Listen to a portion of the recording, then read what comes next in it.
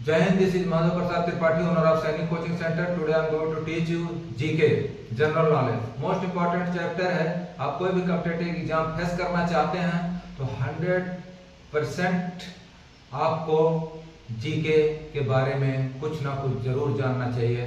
तो आज का जो हमारा टॉपिक है जीके का, अब आप सोच रहे होंगे कि सर आप अभी जीके पर हैं, पढ़ा रहे हैं और इससे पहले आपने तो नो योर वर्ड्स इंग्लिश पढ़ा रहे थे। तो मैं आपको बता दूं, this is that channel in which you can learn English, computer and GK. तो एक चैनल के माध्यम से ही आप 3 सब्जेक्ट सीख सकते हैं।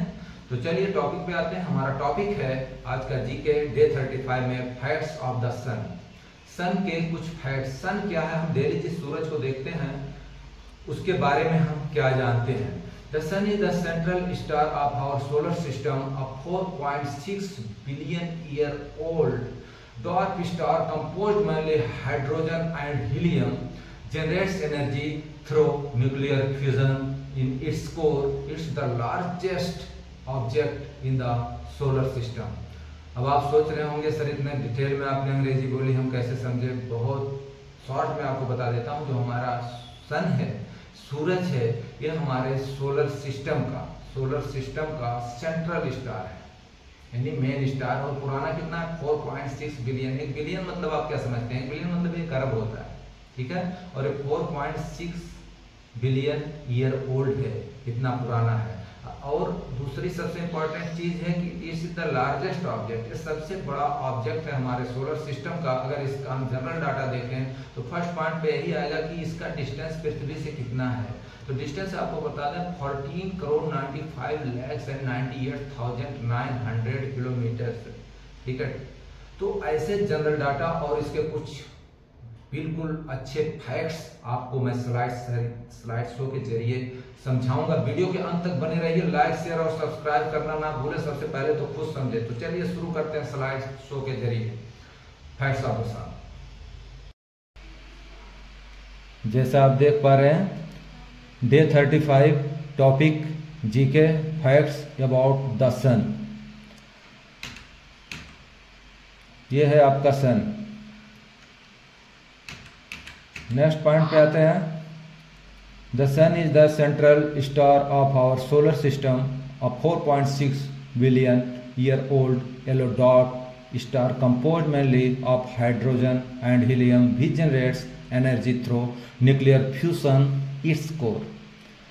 अब आप ये समझिए, जैसा मैं आपको पहले बता दिया, जो सन है वो हमारे सोलर सिस्टम का के सेंट्रल स्टार है और 4.6 बिलियन ईयर पुराना है, जो कंपोज करता है हाइड्रोजन और हीलियम को, जिससे जनरेट्स होती है, क्या जनरेट्स होती है? एनर्जी, ऊर्जा।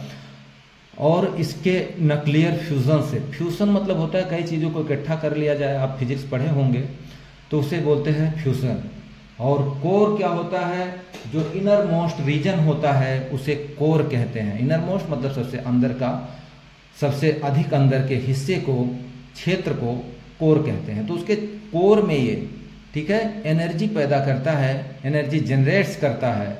आपने सुना होगा कि लोग सोलर सिस्टम यानी सोलर एनर्जी भी लगाते हैं घर पे, जिससे उनको लाइट मिल जाती है। It is the largest object in the solar system. Solar system का ये सबसे बड़ा ऑब्जेक्ट है। तो ये 2 पॉइंट्स हैं और बहुत इंपॉर्टेंट पॉइंट्स हैं। नेक्स्ट इसके जनरल डाटा की तरफ चलते हैं और देखते हैं कि इसका जनरल डाटा क्या है। जैसे आपको बताया मैं कि average distance from the earth, पृथ्वी से एवरेज डिस्टेंस यानी लगभग दूरी 14,95,98,900 किलोमीटर होता है। अब आप सोचेंगे कि इसे अगर इतना है तो क्या 15 करोड़ भी बोलने से चलेगा? तो चलेगा, लगभग में है, एवरेज में है, आप 15 करोड़ भी बोल सकते हो। लेकिन किलोमीटर, अब आप सोच रहे होंगे कि किलोमीटर जो है 1 से अधिक हुआ तो किलोमीटर्स लिखना चाहिए। तो अगर आप जानते हैं तो अच्छी बात है, नहीं जानते हैं तो आज जान लीजिए कि किलोमीटर का प्लूरल तो किलोमीटर्स होता है, लेकिन जब आप उसके शॉर्ट फॉर्म में लिखते हैं तो किलोमीटर्स नहीं, किलोमीटर ही लिखा जाता है। नेक्स्ट, अब इंग्लिश टॉपिक तो है नहीं। नेक्स्ट, डायमीटर 13,91,980 किलोमीटर, यानी 13,91,980 किलोमीटर इसका डायामीटर है। डायामीटर आप समझ सकते हैं, ठीक है, सूरज के चारों तरफ का जो भाग है टोटल, ठीक है, उसे बोलते हैं diameter. Next temperature of the core, core का टेम्परेचर कितना होता है। कोर तो मैं आपको ऑलरेडी समझा दिया, कोर किसे कहते हैं, अगर आपने ध्यान से सुना होगा तो याद होगा, नहीं तो मैं फिर बता देता हूँ। इनर मोस्ट रीजन को, जो सबसे अंदर क्षेत्र होता है, उससे बोलते हैं कोर। तो टेम्परेचर ऑफ द कोर होता है 15 करोड़ डिग्री सेंटीग्रेड। अब आप समझ सकते हैं कि कितनी ज़्यादा इसका टेम्परेचर है, तो हीट तो होना ही है। नेक्स्ट रोटेशन स्पीड, रोटेशन मतलब क्या होता है, घुमा, ठीक है, यानी चक्रण गति अगर देखा जाए इसका रोटेशन स्पीड, तो विद रिस्पेक्ट टू इक्वेटर कितना है 2.38 डेज, यानी 25.38 डेज ये रिस्पेक्ट टू इक्वेटर है, और 33 days with respect to poles है।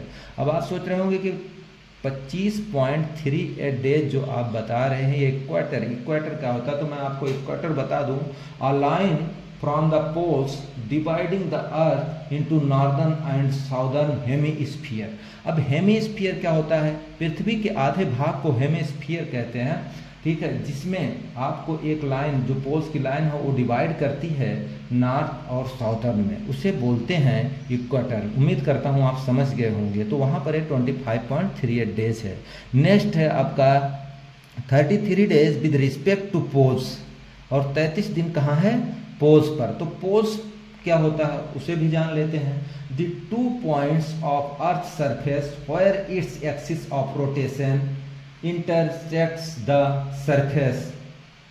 आपने नाम सुना होगा, ये बोल रहा है कि जो लाइन है, दो पॉइंट्स होते हैं, जो पृथ्वी है, पृथ्वी के 2 पॉइंट्स, सरफेस के 2 पॉइंट्स, एक होता है नॉर्थ पोल और नेक्स्ट होता है साउथ पोल।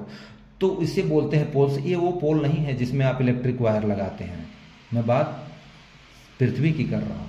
तो पृथ्वी में 2 होते हैं, एक नॉर्थ पोल और एक साउथ पोल। तो उस पे पोल्स पे ये करता है क्या, रोटेशन स्पीड इसका कितना है 33 डेज, ठीक है, विद रिस्पेक्ट टू पोल्स। उम्मीद करता हूँ ये भी पॉइंट आप समझ के होंगे। नेक्स्ट लास्ट पॉइंट है time taken by sunlight to reach the earth, यानी कितना समय लगता है सूरज की किरण पृथ्वी पर पहुंचने पे। तो आपका रिप्लाई होगा 8 मिनट्स एंड 16.6 सेकेंड्स, यानी 8 मिनट और 16.6 सेकेंड। उम्मीद करता हूँ यूट्यूब कॉन्सेप्ट आप समझ गए होंगे।